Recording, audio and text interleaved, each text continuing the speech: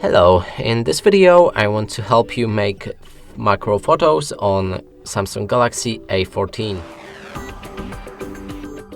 And to do this you will need to open the camera, inside find more, and right here select macro.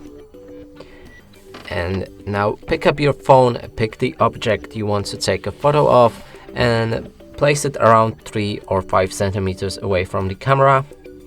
Also, I would recommend to give it a good light, or when it's outside and it's a day, it should be fine. Now let's pick this object right here.